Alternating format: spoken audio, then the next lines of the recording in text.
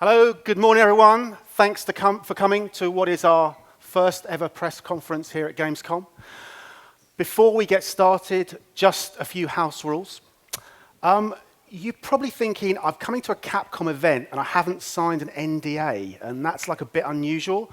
But the good news is, there is no embargo on this event. You are free to write whatever you want, when you want it. You are free to film whatever you want, and you are free to photograph whatever you want during the course of the presentation.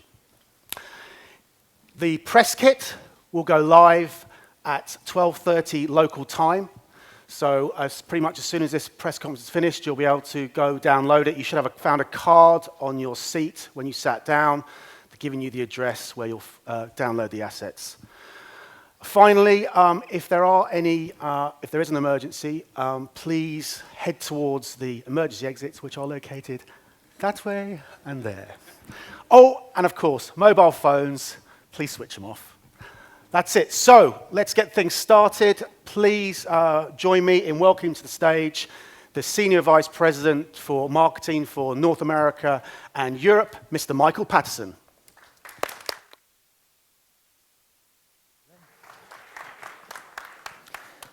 Thank you.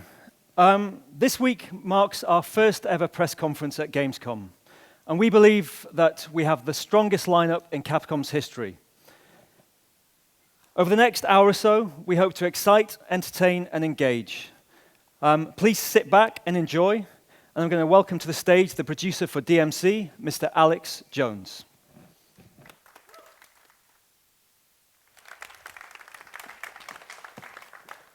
Thank you, Michael. Thank you guys for coming.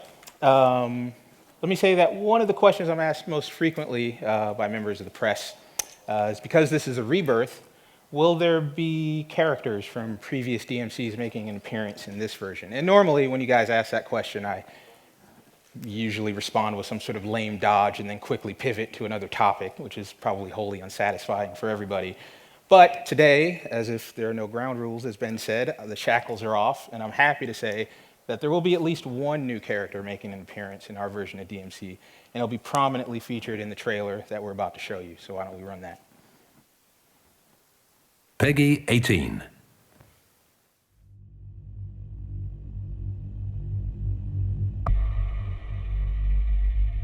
The demons are amongst us, Dante.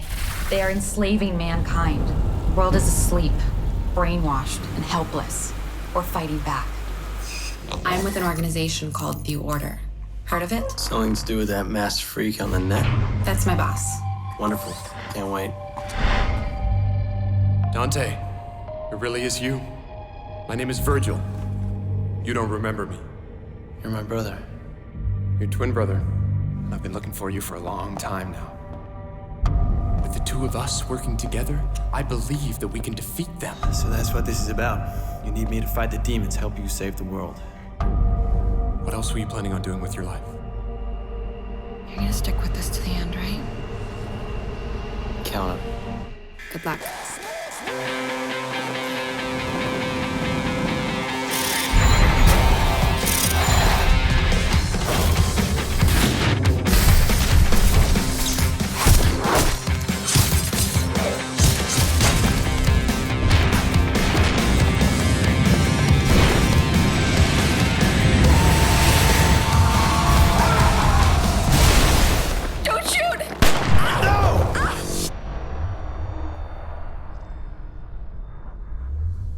That's madness. You would risk the future of mankind for a girl. Cat put herself through hell to protect us. I am not abandoning her. Okay. We'll do it your way.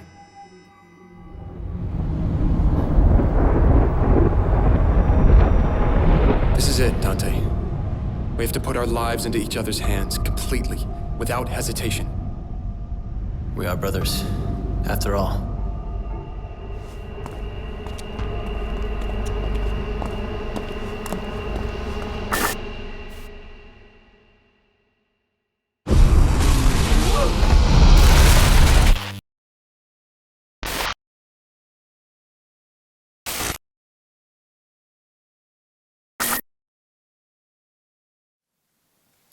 So yes, Virgil is making a return to DMC. As in previous versions, and as the trailer showed, he is Dante's brother. He's also the leader of the Order, which is a group of scientists, hackers, culture jammers who've all banded together in order to fight the demons in our world. Initially, Virgil recruits Dante into the Order by promising revenge against those who have destroyed his family and sent him to the margins of society. But Dante will become caught up in the larger struggle as well, both because of the seeming rightness of the cause and as well as the opportunity to bond with his long-lost brother. They've been estranged since they were children. And we've talked about in the past this idea of continuity with previous DMCs, and we've displayed that in the combat, some of the weapon selections, and some of the moves. It's also important to make sure that the story has recognizable elements, and including Virgil as a central part of this retelling of Dante's origin is a very important part of that effort. So I'm pleased to be able to share that with you guys today. However, press, man, however, we don't live on trailers alone, and we've also brought a special section of gameplay just for this press conference. So at this point, I'd like to bring on stage Dominic Matthews, the game player extraordinaire from Ninja Theory, who's going to impress us all with his virtuosity. Otherwise, I'm going to make fun of him. And we'll all enjoy that. So we'll see how it turns out. By way of setup, we're going to see something from about the middle of the game. And we've talked in the past about this idea of limbo being this sort of hellish mirror image of the real world where the demons can take direct action against Dante. But they do retain the ability to exert indirect control over the real world by controlling the levers of power and cultural influence, politics, finance, media, news media in particular being a way in which people can be demonized, public opinion can be pushed. And in our world, Dante has definitely been designated as one of the bad guys. So in this mission, Dom, as Dante, will be off to confront Bob Barbas, who runs the media wing of the Demon's Empire, and spent a great deal of the game to this point in the action, I'm going to say it, demonizing Dante. So why don't we hop into that. Now, to make his way to this final confrontation with the boss, Dom will not only have to fight as Dante, but he'll also have to jump, climb, swing, manipulate the environment. This idea of the environment being against you, hostile to your presence and your intentions, is called malice. And it primarily will manifest itself as sort of an environmental shape-shifting, from something as simple as a trapdoor opening underneath Dante, forcing him to react before he falls to his death, to something as over the top and glorious as a building trying to cave in on itself in order to trap Dante in the rubble. And really just about anything in between those two extremes. Good. Finally have your attention. So you'll notice in this one and in some of the previous assets that we've shown that this version of DMC is a little less fantastical in terms of the environment. It's more modern. It takes place in kind of a cityscape area. But to pair with that, we've sort of put in some of the same societal ills that we'll see in our real world. So reality TV, media, cable news in particular. And I think that if anyone has seen any amount of cable news and one particular American outlet that shall go unnamed, much of the upcoming will seem depressingly familiar, if not a little exaggerated for comedic effect.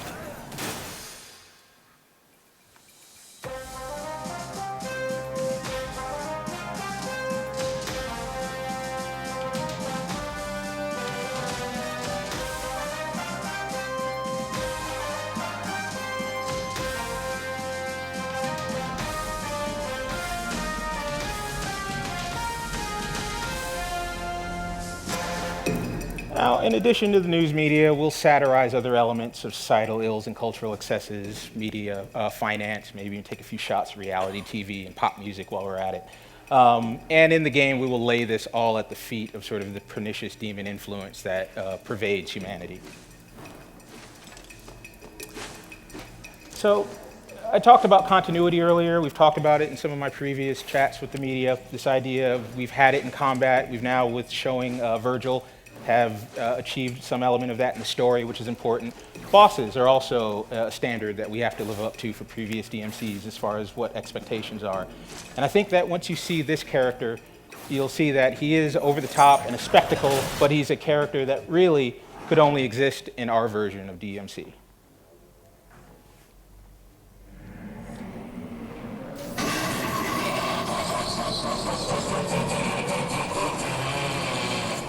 This is Bob Barbas. Just do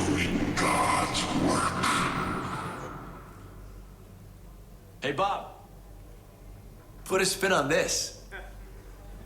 My personal view on the terrorists is that they are disgusting, degrading, ghastly, sleazy, period, and generally nauseating.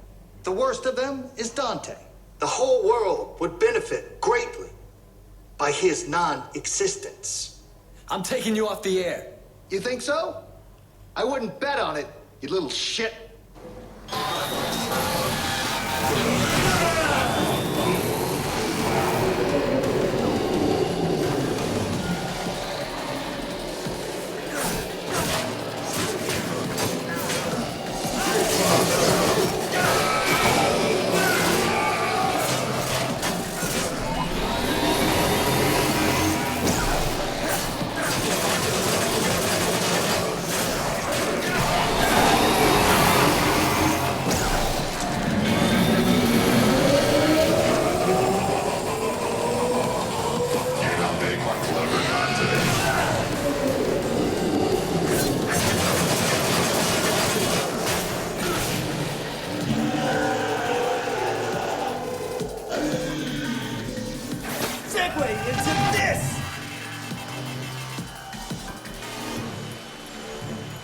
Now what we have here is some truly shocking footage of the terrorist, known as Dante, at the Bellevue Pier recently.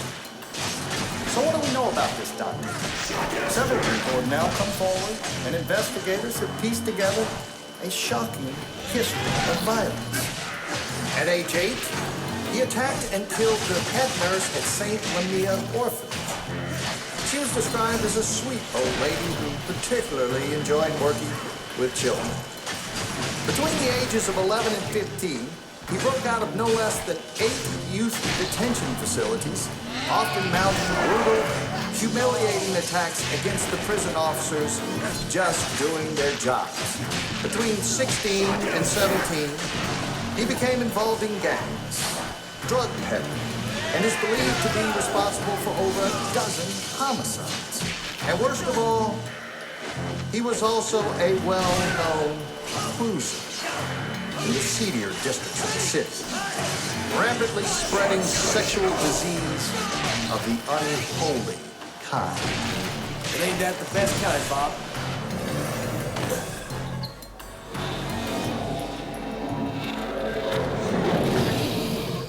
Way to go on the Triple S Dom.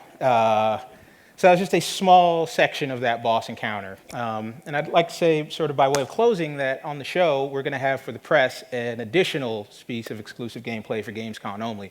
So I really invite you guys to come take a try and play it. We're very proud of it.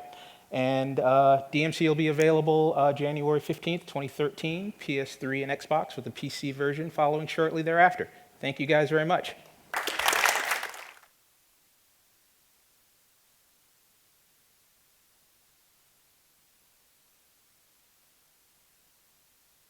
Peggy 16.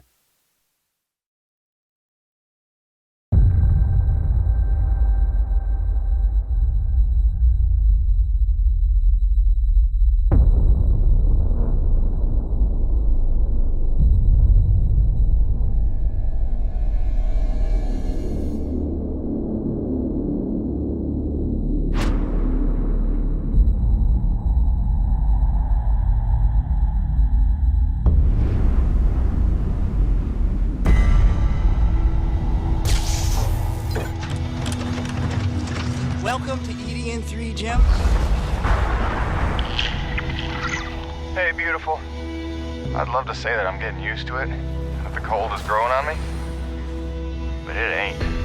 Nevik believes this can solve the energy crisis on Earth? I believe it can. And there's something the old man's not telling us.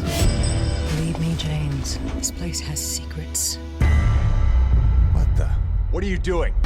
Boss, we have a saboteur in the base.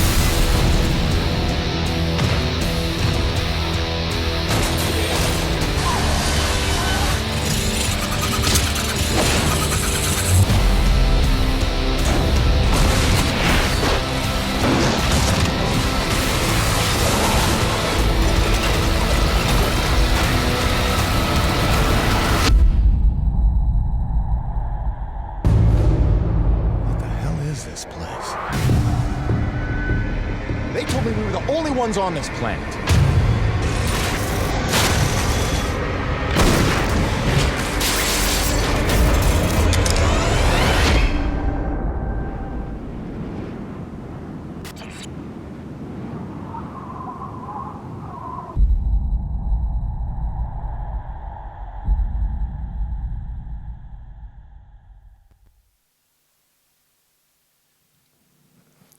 Hello, everyone. That was the brand new trailer for Lost Planet 3 that we've just revealed here for the first time today. Hope you enjoyed it.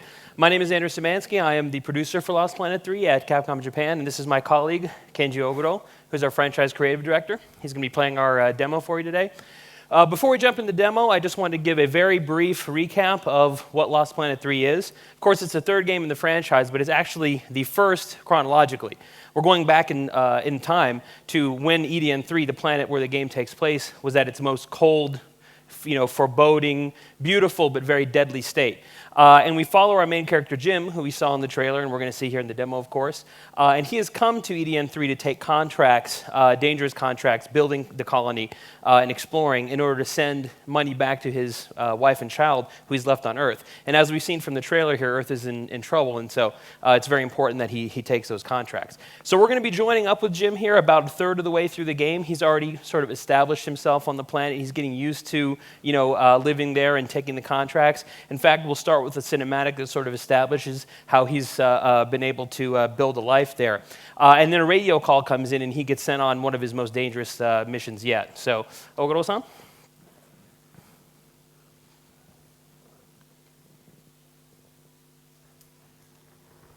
And so it went. For weeks, then months, until the extraordinary became commonplace. Dealing with the cold and the wildlife became a new routine. Intense and surreal, but routine. I kept my sanity and wits by not thinking too deeply about what I was seeing and doing. I got lonesome sometimes out in the Badlands, but music and weekly messages from the missus kept me company.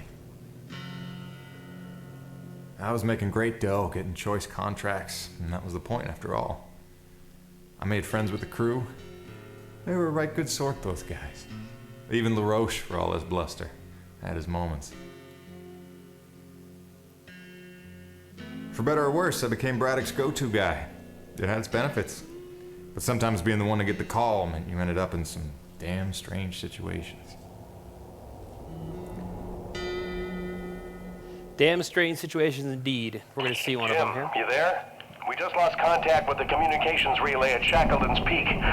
The dish was built on the highest summit in the area so that we could call home to Mama with minimal storm interference.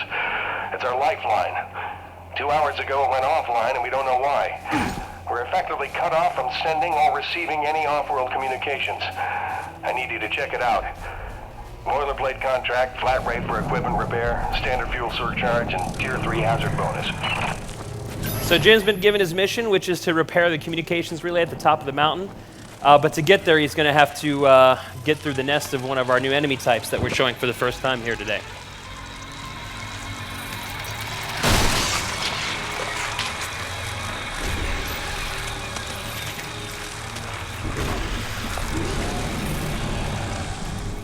This is an enemy called the Fire Wasp. It's, of course, a flying enemy. And it likes to flank you. And this is a great opportunity to use our cover system, which we're also showing here for the first time. It's something new to the franchise, but it's something we really like in cases such as this, when you're having to deal with enemies both at short range and at long range. Now Oguro-san has taken out the spawner here that's allowed him to enter the next area. We're going to be going right into the heart of the nest, and it's the only way to get to the top of the mountain where our mission objective is.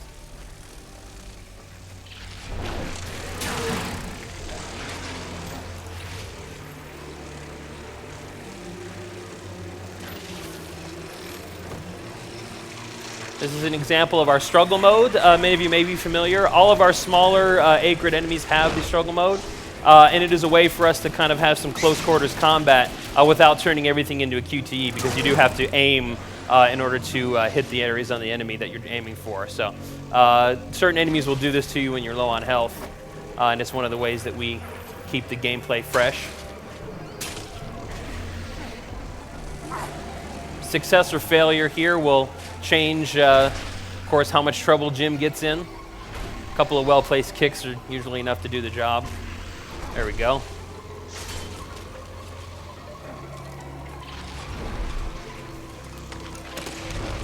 Once again, Oguro-san here is going to be using our cover to help take out some of these wasps, as well as the wasp spawners. And of course, without taking out those spawners, the wasps will keep showing up.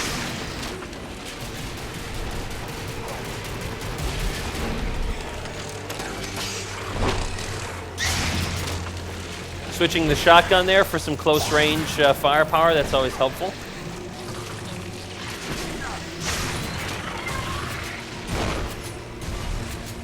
Very nice.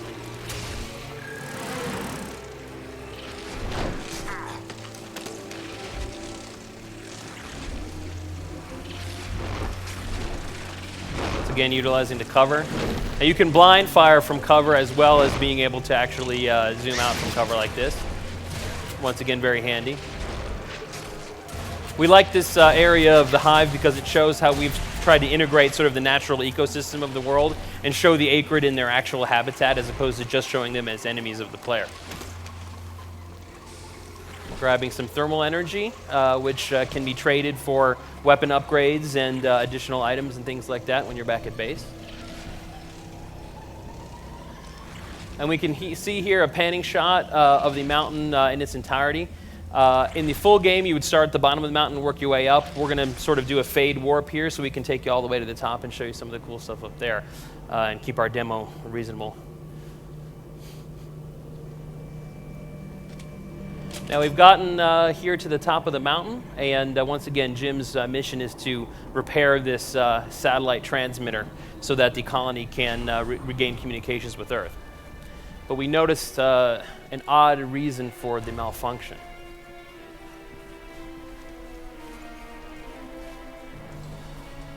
What the hell?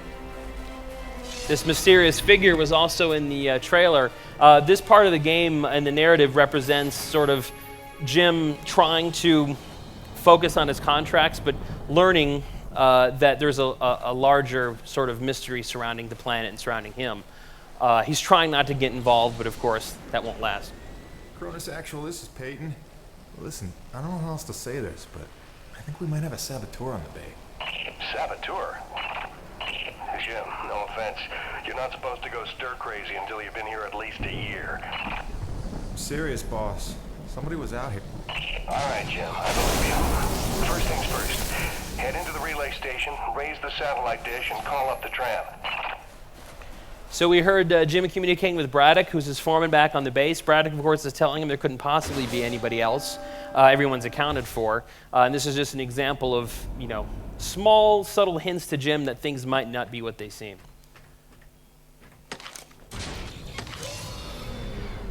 System malfunction. I don't know why I'm surprised.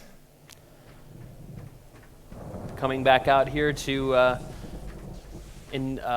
enable this comm dish here. And we can see the smaller comm dish. That's actually just the transmitting portion of the array.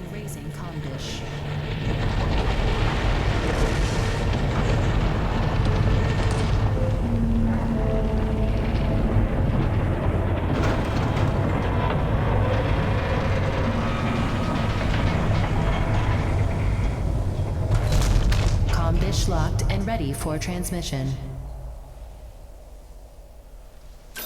That's the actual array. Has to be that big to get signals all the way back to Earth. Now, one of the other things that you'll see in the full game during this part is that we've actually been repairing this gondola system throughout the entire level.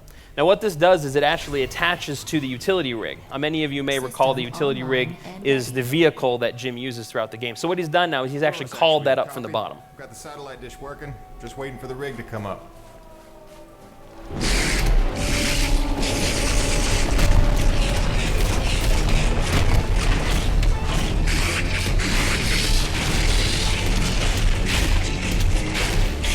Somebody's not too happy about being disturbed here in his lair. This is the Spitter, which is, once again, a brand new enemy type we're showing for the first time. This is a Cat L acrid, so it's one of our larger acrid. And as its name would indicate, it spits at you. That will debilitate Jim, prevent him from moving. So you have to avoid those emissions. He also uses his scorpion-like tail to stab at you. It's painful. As with all acrid, you were aiming for the glowing spot, the core, to do the damage. So Oguro-san here will be trying to get a good shot as he's avoiding the attacks.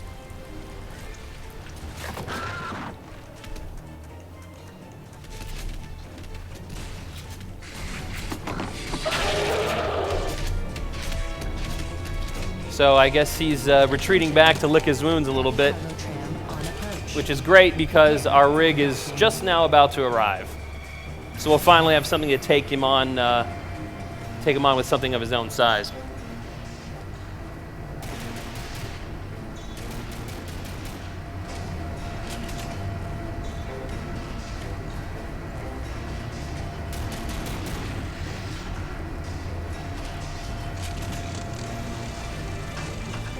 This is the rig, of course, and this is a great way, once again, to showcase the dichotomy between the exterior segments when you're out on foot and you have the normal third-person shooting versus being in the rig and, of course, being in first person and really feeling the scale of this giant machine. You've got the rig.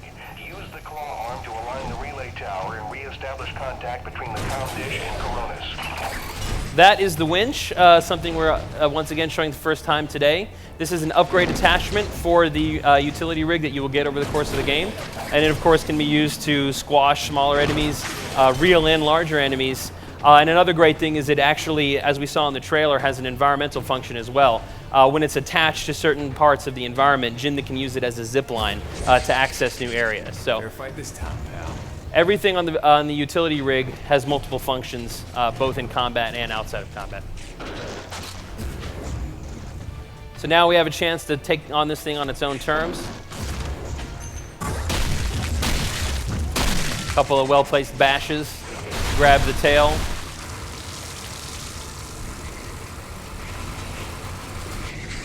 Go for that weak point with the drill. You're using the utility rig's tools, the construction tools, in order to do damage to the enemy. Nice parry move. Ah, very satisfying. Now, another well-placed bash will put us in a good position to finish off the enemy. Very nice. Grab and stab.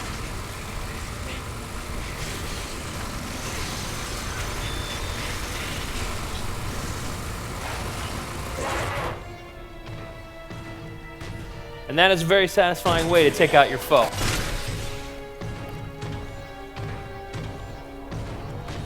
Now we've come here to the point where this is what we needed the rig for, of course, is in order to align this dish properly.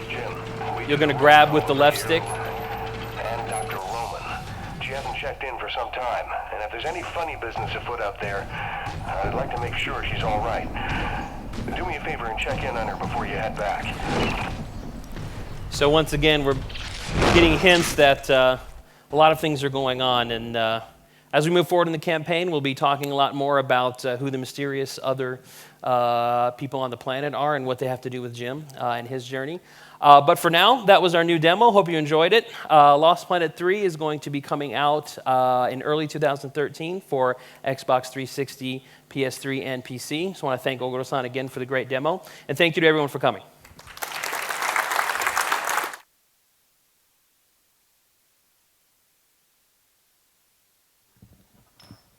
Thanks, Andrew and Oguro-san, for that. With the PlayStation Vita version of Street Fighter Cross Tekken just a couple of months away from release, I just wanted to recap some of the features that will make this the most comprehensive and accessible handheld fighter ever. When Ono-san and his team were starting off the Street Fighter Cross Tekken project, one of their guiding lights was to try and bring more people into the fighting genre. And they did this by providing the tools to allow people to experience the game and also to, excuse me, to learn the moves and tactics that make the fighting genre so rewarding. Street Fighter Cross Tekken for Vita contains much more content than the original console version. So let's take a quick look at all the additional content within the Vita version. Peggy 12.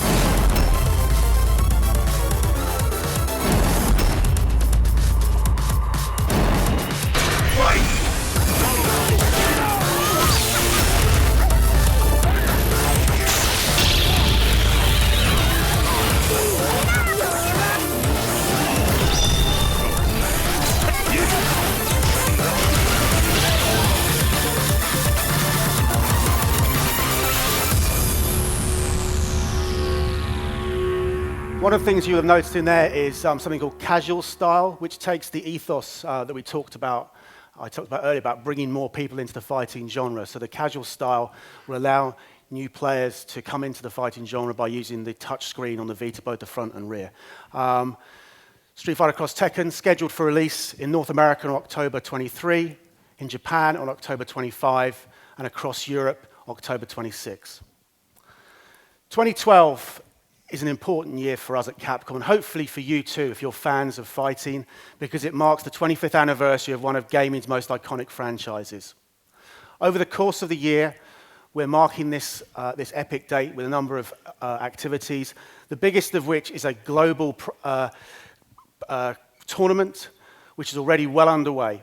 We've already had qualifying heats in New York State and Austin, Texas, with more to follow throughout Europe and North America and the rest of the world between now and the grand final, which takes place on December the 8th in San Francisco.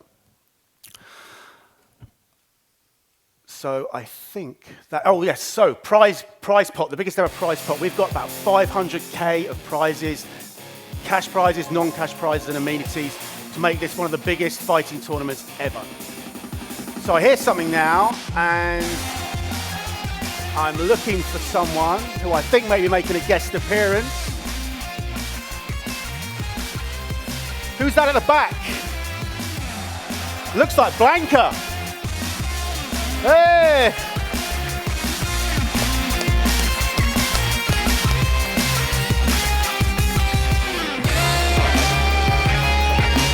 Oh!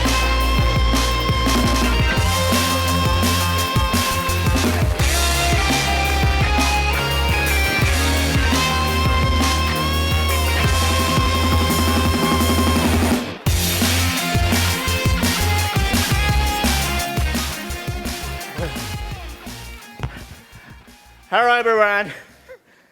I will tell that no. No? Have you fun? Yeah. All right, okay, I keep in mind. So thank you very much for coming here. So I'm Yoshinori Ono from Capcom. So thank you very much for here for special occasion. It's to my birthday. So it's roughing it. So but I heard it's last week or real my birthday, August 10.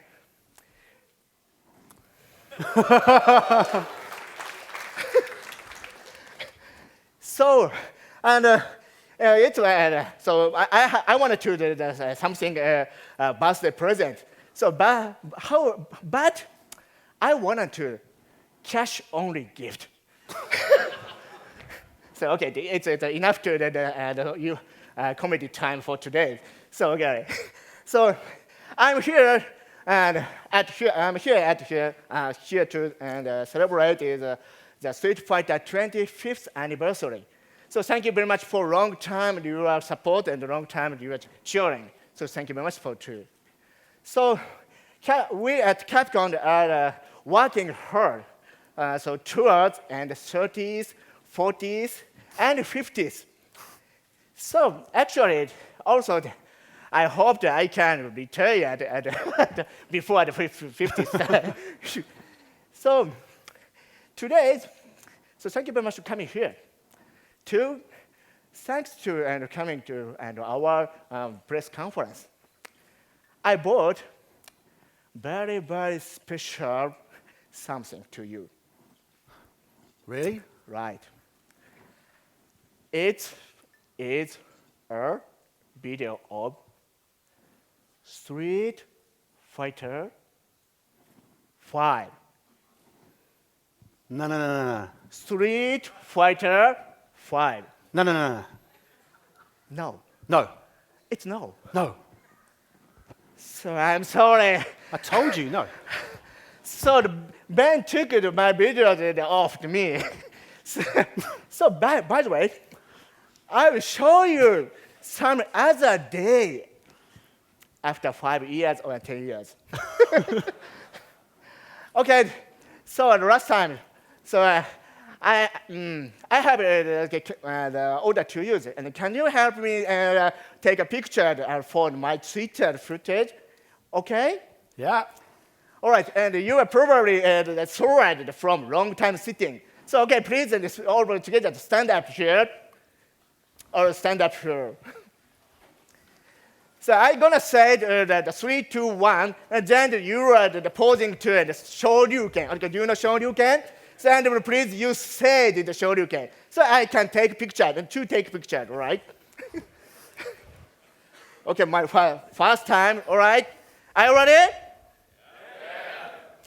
Okay, much up. Are you ready? Yeah. Okay. All right. 3, 2, 1. Shoryuken! Okay, one more for press here. All right, one more. More cheer up, okay? So, all right. 3, 2, 1. Shoryuken! Oh, I cannot shut up. One more. Oh.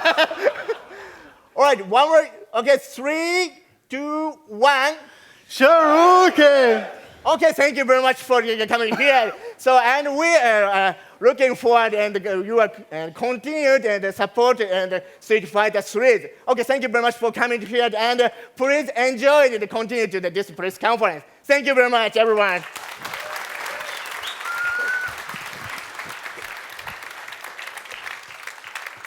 Thank you, Ono-san.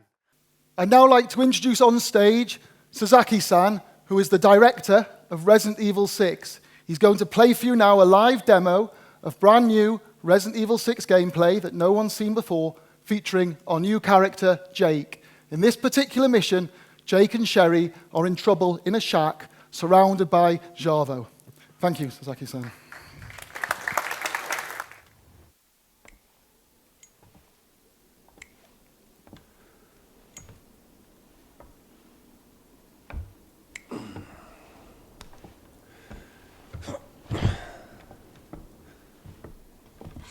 I'll go get help. It can't be that much further to the rendezvous. Oh, wait!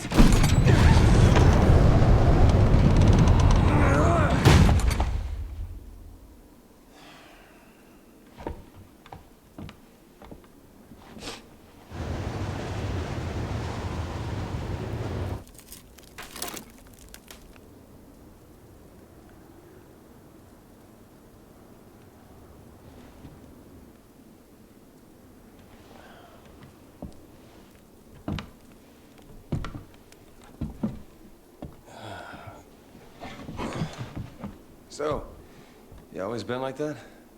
The whole healing thing? My dad was a scientist. He was working on BOWs when I was exposed. Luckily, I was treated with the vaccine before it was too late. But the virus adjusted and adapted. It's been a part of me ever since. What happened to your father? His research killed him. By the time he died, his body had mutated so much, he wasn't even recognizable. Sorry, I didn't mean to. That's all right. Besides, I didn't walk out of it empty-handed. Well, yeah, you got superpowers. That's not what I meant. The people who saved me, Leon and Claire, are the closest friends I've ever had. Claire is that BSAA guy's sister, right? They risked their lives for me back in Raccoon City. I guess I'm still just trying to live up to their example. Never giving up. No matter the odds.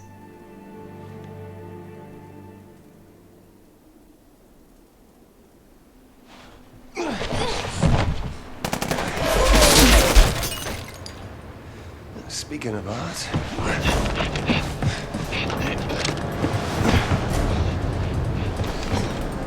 Looks like we got some party crashers. This cabin's invitation only.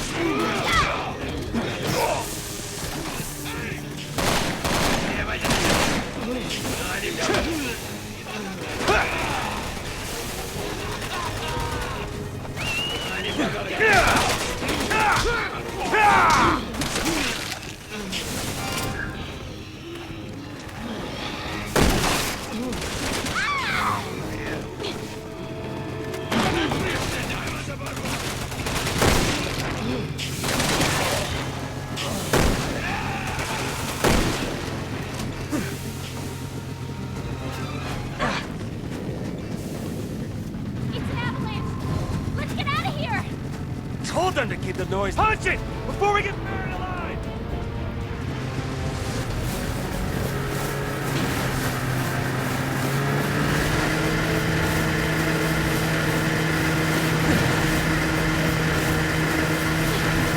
The whole mountain's coming down.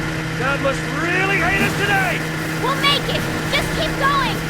Anyway, I don't hate you. Oh, great. That helps.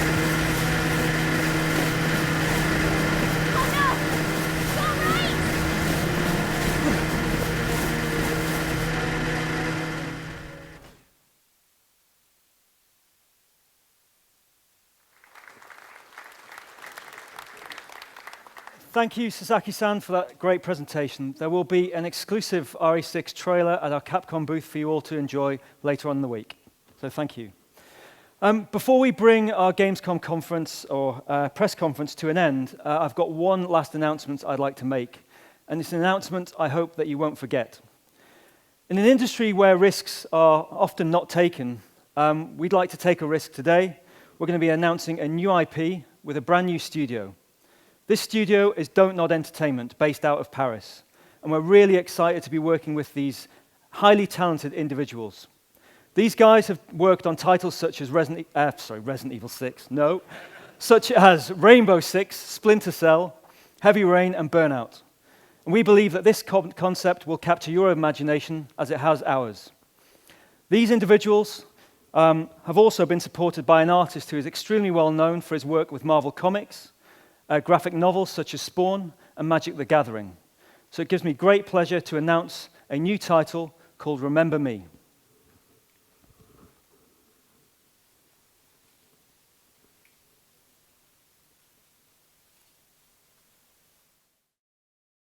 Peggy 16.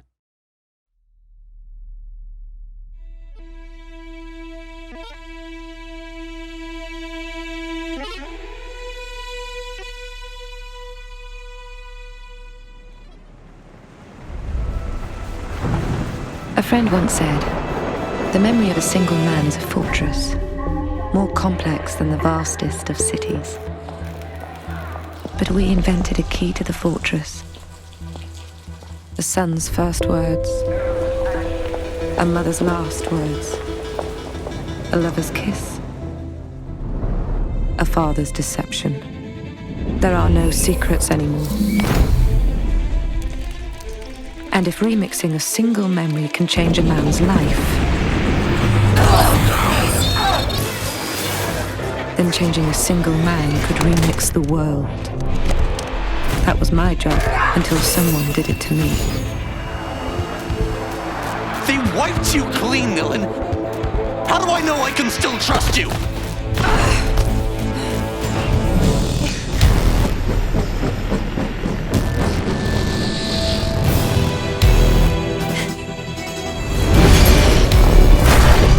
Who erased my memory? What was my real mission?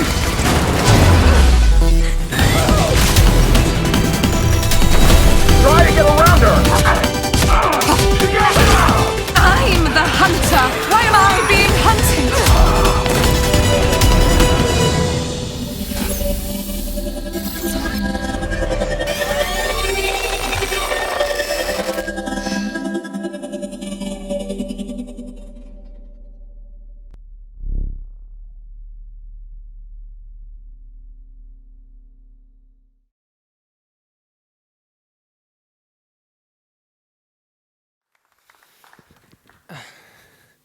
Well, thank you, Michael, and good morning, everyone. When we started working on this game, we decided to explore the memory theme. Memories are fascinating. They're unique to everyone, our most intimate treasure, and the personal track record of our perspective on the world. None of us will come out of this room today with the same perspective and memory of what happened here. Our memories are unique, and they largely define who we are, which is why we spend so much time sharing them with our friends. And with the rise and revolution of instant content sharing, it has become more and more common to share the most intimate memories with total strangers. It's like everyone in the world knows your favorite memory. My favorite memory is the memory of how I got together with my girlfriend. I remember it was a couple of years ago in Paris on the 17th of September. And I remember it was a warm summer night. And if you've ever lived in Paris, you know you don't get that many of those. And I had a date scheduled for that night. And the girl was beautiful, mind-blowing. She had green eyes, dark hair, and she looked very much like Katie Holmes, actually. So I was looking very much forward to it. We went to the movies first, and we saw The Town, with and by Ben Affleck. I don't know if you've seen it. She liked it very much, which was a good thing. I hated it, which didn't help, in starting a passionate conversation about movies and our shared interests. So I then took her for dinner in a typical Parisian restaurant. And I remember the amazing food, the beautiful setting, the romantic atmosphere, the candle lights even. It was perfect. But unfortunately, I also remember the liter of wine that I had to drink just to ease my nerves, because I don't know about you, but I can get pretty tense in that kind of situation. So anyway, when we got out of the restaurant, I decided to buy myself some time. And I said, why don't we go for a walk? And so we went for a walk, and we walked, and we talked, and we walked some more. And after we walked for about a mile, I suddenly realized that the next metro station was right around the corner. And I told myself, Jean-Max, you know that if you go down those stairs with her, there's no coming back from the friend zone. You've been there, right? So I had to find a plan, and I needed to find it quick. It was around 2 in the morning at that time, and I said to myself, well, jump into whichever door there is that is open, that has some light inside. That's what we did. Jumped inside, and then looked around and realized it was a techno party. And probably the worst place I could have taken her to. But it was better than nothing, right? So we stayed there, and we had a couple more drinks, and at some point, somehow, I started dancing, which in retrospect was probably also a bad idea. And it went on like this for about an hour, and I was feeling good. But at some point, she came to me and she said, well, I'm feeling a bit tired, and I'm going to leave. And I looked at her, and I realized how much of a failure that entire evening was going to be. And I started to rewind all the events of the night in my head. What if we had seen another movie? What if I had drunk water instead of wine? What if we had found a jazz party, instead of a techno party? What detail could I have changed to make it happen? And as I was immersed in those negative thoughts of mine, suddenly I felt a little hand grabbing mine. And I looked down, it was her hand. And before she left, she said one last thing to me. She said, well, I'm not leaving until you kiss me. And I kissed her. And that's my memory of how I got together with my girlfriend, or rather how she got together with me, because she did all the work. And that's definitely my favorite memory till this day. Now, that is a pretty intimate story I just shared with you. I don't know any of you. But now imagine if I could digitize that one memory and give it to you, so you could relive it in your own mind, with your own senses, but with my perception, going through the same roller coaster of emotions that I went through that night. Now imagine cherry-picking your own personal favorite memory and sharing it with a person sitting next to you. In fact, what if we could all have access to all the memories of all the people sitting in this room? Or better yet, imagine if we could all buy, sell, share, or trade any memory in the world. Reliving the night Obama was elected through his own eyes, or the adrenaline rush that Usain Bolt must have felt when he got out of the starting blocks in the Olympic finals a couple of days ago. Or what if we could delete our painful memories? A divorce, the passing of a loved one maybe? What if we could forget the pain and the sadness that sometimes weigh us down? All of this is possible in Neo Paris 2084. All the people carry a brain implant at the back of their necks, which you can see. That is called the sensation engine, aka the Sen-Sen. It allows them to record and digitize in real time everything that they see, that they hear, that they feel, that they know, and turn that into little memories that they can then trade and exchange freely over the network. It's a brave new world of emotion and knowledge sharing. The company that manufactures the Sen-Sen is called Memorize. And on top of manufacturing the hardware, they also watch over and handle all the memory transfers that happen over the network daily. Now imagine how much power that one single company gets in terms of access to personal information and individual profiling. And what if no one is there to watch the watchman? There is actually a group of underground activists that are fighting against their domination. They call themselves the Errorists, and you get to play the most gifted of them all. Her name is Nilin. She wakes up at the beginning of the game in the Bastille prison and realizes she has had her memory wiped clean. She has lost her identity and embarks on a quest to get it back. She soon learns that she's an elite memory hunter. She has the power to break into your mind and steal your memories. There are no secrets anymore. She is guided in her quest by Edge, the leader of the Errorists, as well as her last and only friend. Nilin is going to help Edge take the fight against Memorize a bit further, and in return, she might get her memory back. The mission that we're about to see takes place around halfway through the game, and in it, Nilin is about to break into the Memorize HQ. Now please allow me to welcome on stage Philippe Moreau, co-lead designer on Remember Me, who will now play through the demo.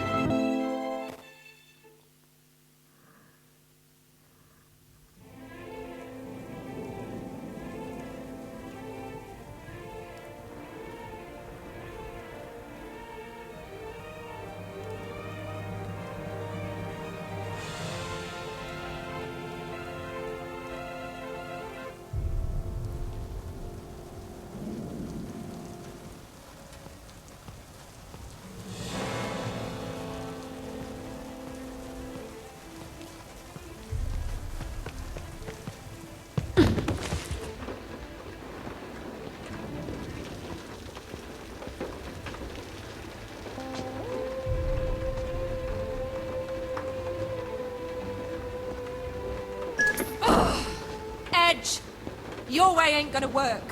You got a plan B? I'm inside their comms. Building's locked down.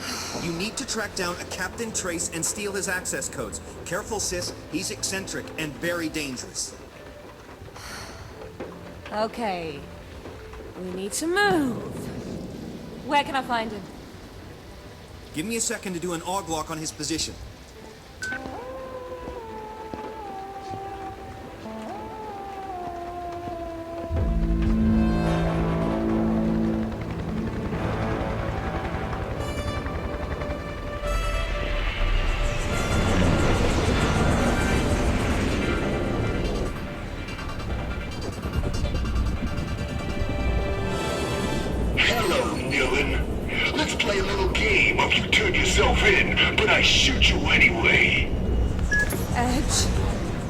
Captain Trace.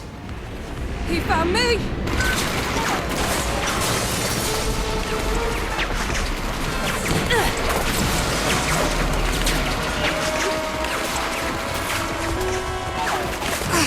Oh, shit!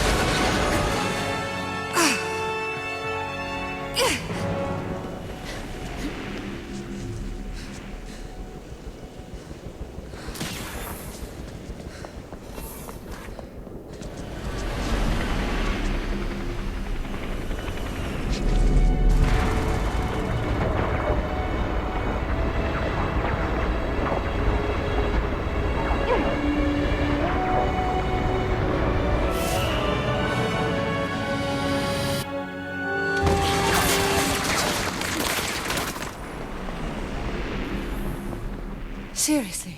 Come here, you bitch.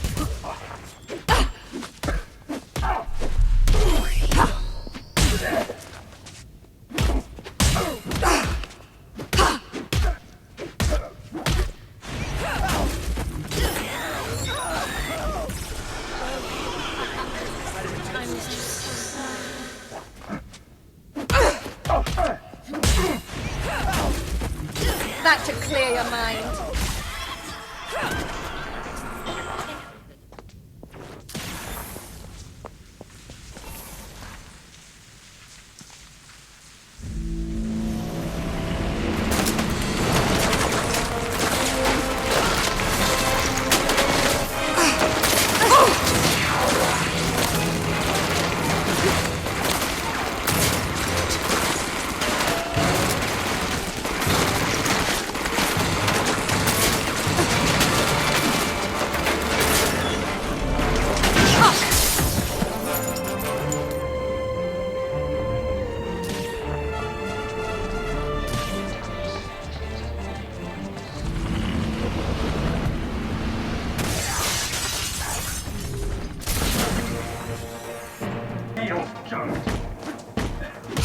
I got it.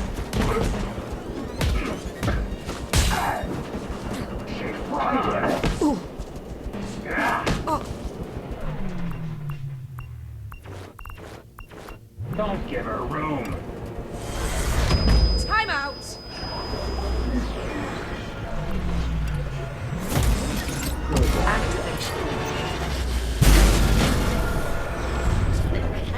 Wear her down. Blood, Miss Blood.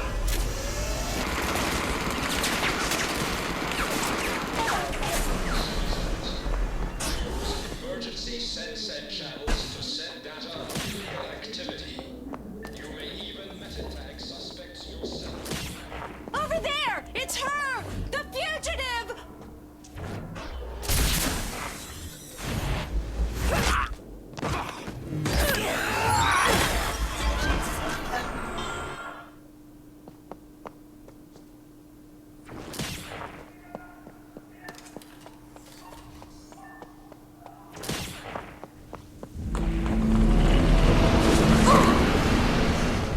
Millen, stop playing with this freak. If he catches you off guard, Yeah, okay, enough of the running commentary, thank you. steal the code from this bird brain and get to Silicartier Wells. Okay, I've got an idea. Stay frosty, sis. This guy's serious. So this is your great plan, huh? To hide forever. It's over, Nillen. Show yourself.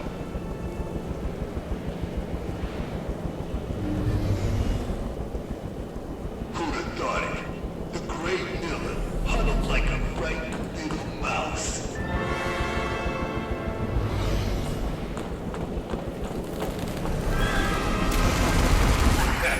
You really think you can escape?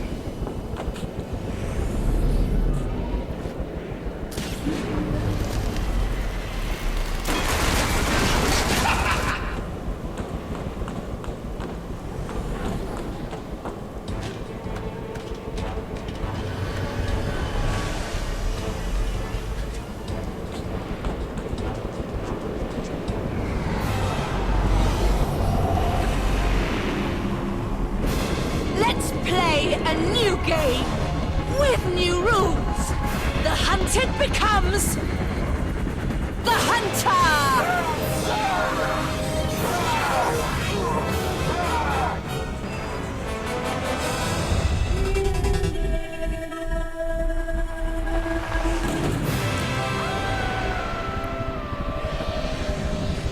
Curse you, Hunter! What did you steal from me?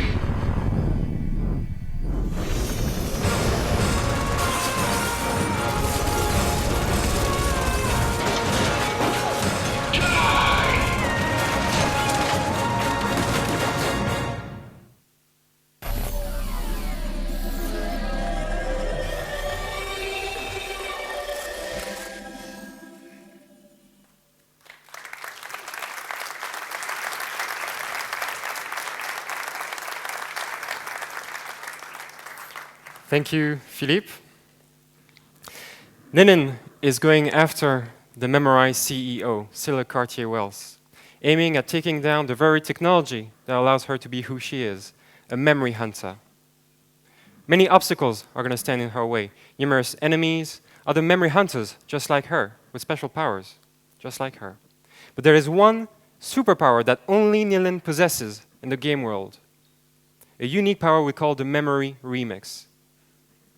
The ability to remix memories is this ability that Nilin has to dive into one of your memories, just change a few slight details, and then come back out of that memory to watch the butterfly effect consequences span out onto your personality as an individual and ultimately onto the world.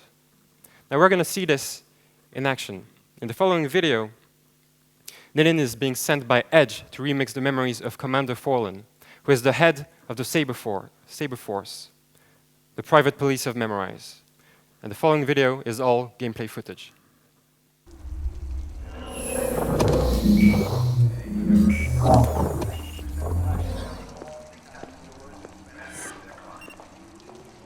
This is the target, Frank Forlan, new commander of the Saber Force. He's had a grudge against us for years, and now he's been promoted. He could be a real threat. Take him out for us. Take him out?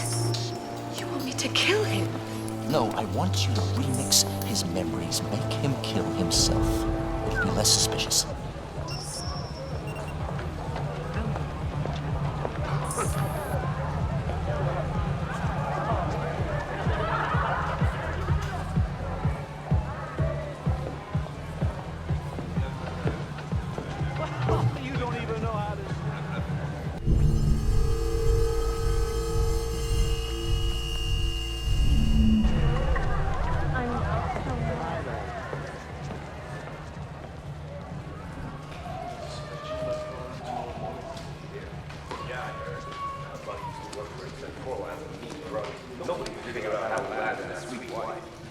Did you not hear?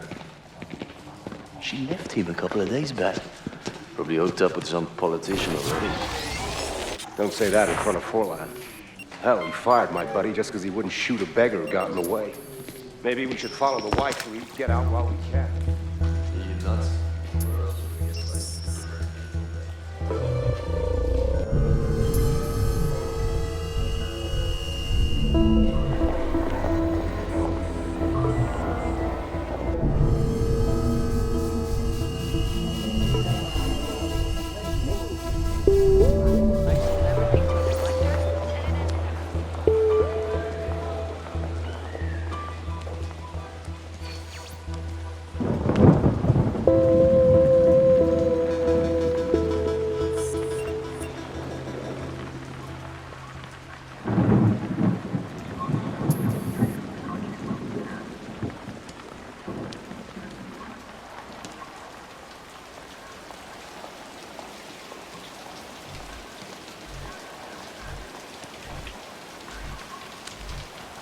So the courthouse ceremony will begin shortly. We're heading to your office now. I know. Just give me a minute. Calling Alexia. Unable to connect. Please leave a message. Alexia, damn it, call me. The whole of Paris will be watching my appointment ceremony. You can't let me down like this. I need you there. Message recorded. Selfish bitch.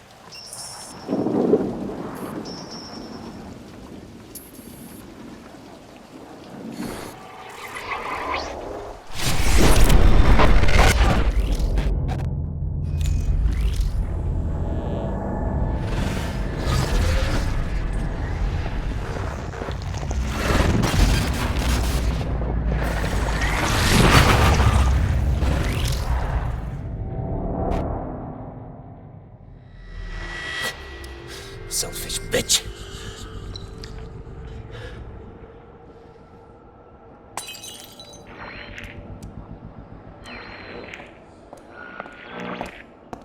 I gave you more than I ever took, Frank.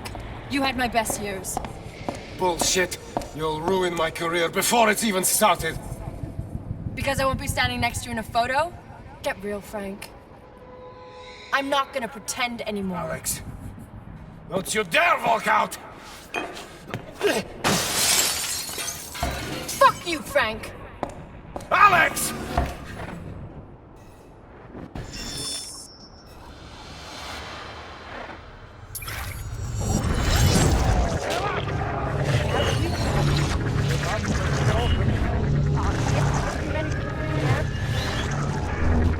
Bullshit. You'll ruin my career before it's even started.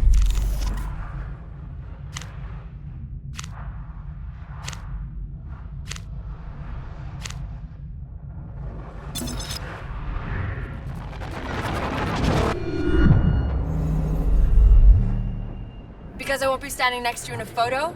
Get real, Frank. I'm not gonna pretend anymore. Alex, don't you dare walk out!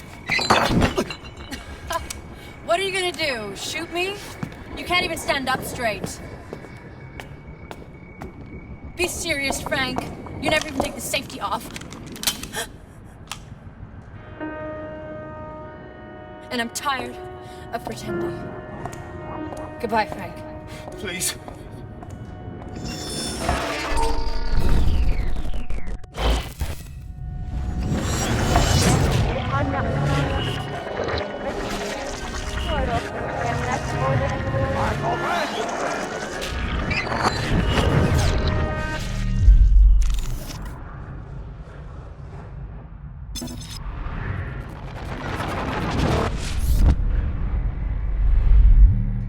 Don't you dare walk out! What are you gonna do? Shoot me? You can't even stand up straight. Be serious, Frank. You never even take the safety off. Alex!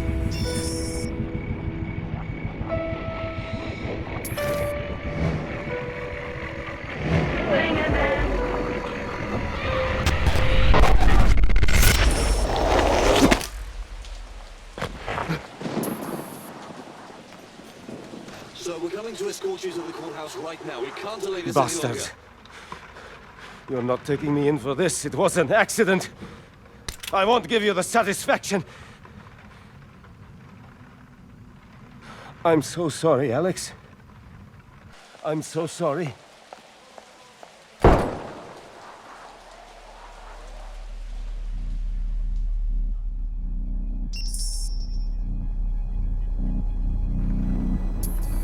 All right, Frank, you win.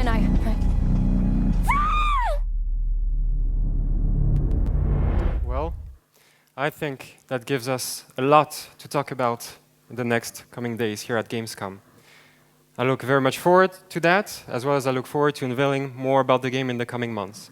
The game is coming out in May 2013 on the PS3, Xbox 360, and PC.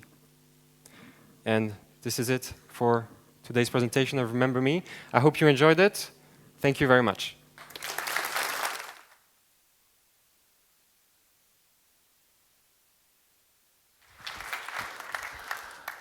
Okay, that actually brings us to the end of the press conference. So once again, thanks everyone for coming. The press kit is going to be available in about 5 minutes by my watch. On your way out, be sure to pick up a couple of little gifts from us that will hopefully will mean you won't forget us. Okay, take care, have a great show. Bye now.